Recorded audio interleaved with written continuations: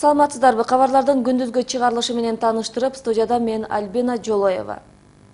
Жалал-Абадтагы кургагучукка каршы ооруканада дарыланып жаткан 24 жаштагы бейтап өз жанын кыйды. Бул тууралуу аталган оорукананын баш дарыгери Исмамат Арзыев билдирди. Анын айтымында бейтап 24 ноябрда күндүз оорукананын жанындагы бакка барып асынып алган.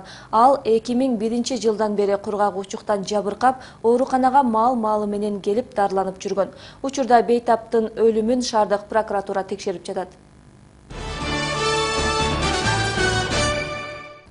Улуттук коопсуздук боюнча мамлекеттик комитет өлкөдө тыюу салынган Хизбут Тахрир уюму өз ишмердигин активдештирип, жаңы ыкмалар менен ишин жүргүзүп жатканын билдиришти. Бул тууралуу аталган органдын бүгүн тараткан билдирүүсүндө айтылат. Мындай кырдаал акыркы учурда Сирия менен Иракта таасирин күчөткөн өзүн ислам мамлекети деп атап алган террордук уюмдун ишмердигине байланыштуу түзүлүүдө. Ошондой эле тыюу салынган уюмдун мүчөлөрү ыкмасын өзгөртүп, өлкөдөгү бейөкмөт уюмдардын катарына кирүү жана ар кыл окуу жайларда таасирин күчөтүү менен өз идеологиясын жайылтып жатканы айтылган. Буга байланыштуу атайын кызмат бул уюмга каршы чараларды көрүп жатканын билдирүүдө. Кыргыз бийлиги 2003 жылы Хизбут Тахрир уюмун экстремисттик деп жарыялап, өлкө аймагында анын ишмердүүлүгүнө тыюу салган. Бул уюм Фергана өрөөнүндө халифат түзүү максатын көздөйт.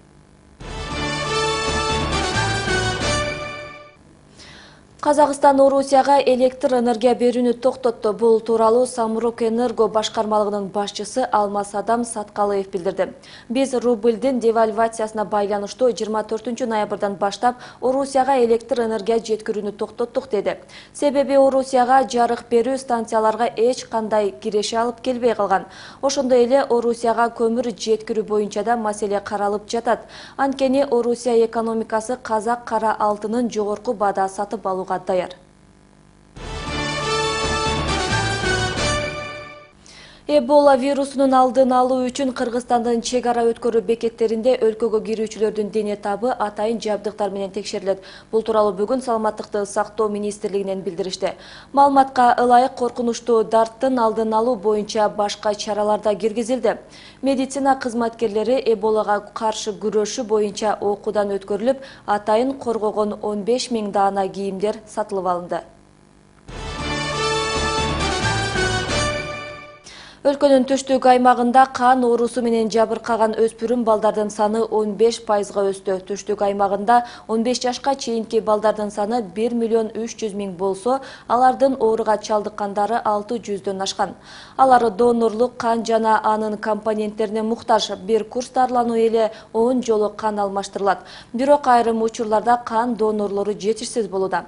Андыктан ошто донор болуп, өмүрдү сактап кал аталышындагы акция өткөрүлүп, кан оорусу менен чалдыккандарга тапшырылмай болду. Кененирээк кийинки материалда.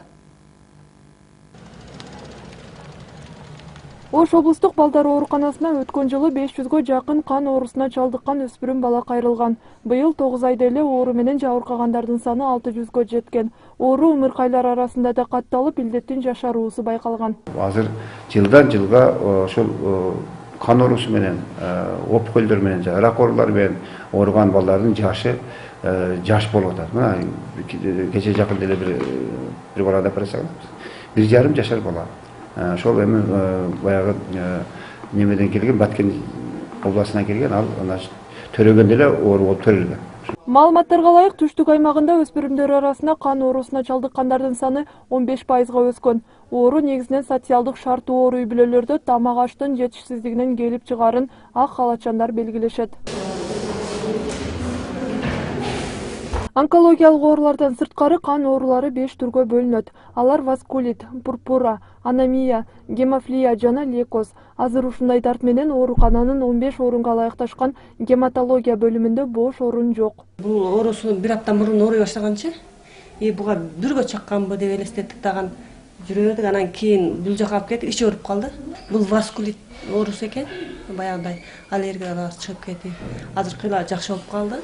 Алар донордук кан жана анын компоненттерине муктаж. Бир курс дарыланууда эле 10 жолу кан алмаштырылат. Бирок айрым учурда кан донорлору жетишсиз болууда.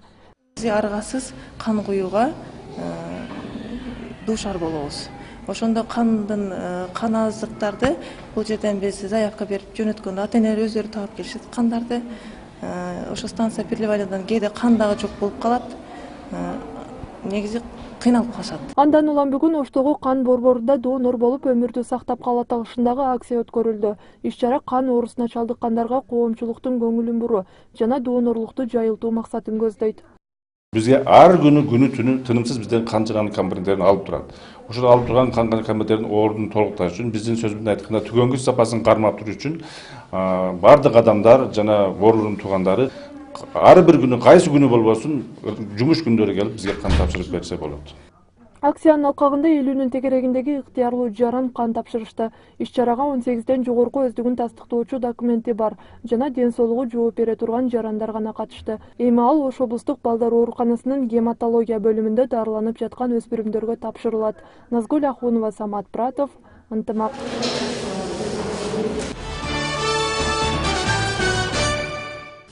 2014 жылдын 27 ноябрынан 28 ноябрына чейин жаап өткөн жана күтүлүп жаткан катуу жаан-чачынга байланыштуу Кыргызстандын тоолуу райондорунда кар көчкү болушу ыктымал. Бул тууралуу Өзгөчө кырдаалдар министрлигинин басма сөз кызматы билдирди. Бишкек-Ош, Бишкек-Талас, Мырзаке, Кара-Кулжа, Алайкуу, Уна жолдорунда кар көчкү түшүүсү жана кар күрткүсү күтүлөт. Жолдору тайгак болуп муз тоңот. Кар көчкү жүрүүчү аймактардагы жолдордо уналардын ортосундагы аралык 500 метр болушу зарыл. Эми спорт жаңылыктарынан Кыргызстандын футбол боюнча улуттук курама командасынын башкы машыктыруучусу Александр Крестинин менен команданын капитаны Азамат Баймуратов 2014 жылдын мыкты оюнчусу жана мыкты машыктыруучусу үчүн добуш беришти. Бул тууралуу Кыргыз Республикасынын футбол федерациясынан билдиришти. Белгилей кетсек, журналисттерден, башкы машыктыруучулардан жана улуттук командалардын капитандарынан турган калыстардын добуш берүүсүнүн жыйынтыгында жылдын мыкты спортчусуна ФИФАнын алтын тобу ыйгарылат. Кыргызстан футбол боюнча улуттук курама командасынын башкы машыктыруучусу Кристинин өз добушун германиялык Бавария футбол клубунун жарым коргоочусу Томас Мюллерге берди. Улуттук кураманын капитаны Азамат Баймуратов болсо өз добушун Португалиянын курамасынын жана Реал Мадридтин чабуулчусу Криштиану Роналдуга берди. Бул сиздерге жеткирип үлгүргөн акыркы жаңылыктар болду. Иш күнүңүздөр көңүлдүү улансын. Саламатта калыңыздар.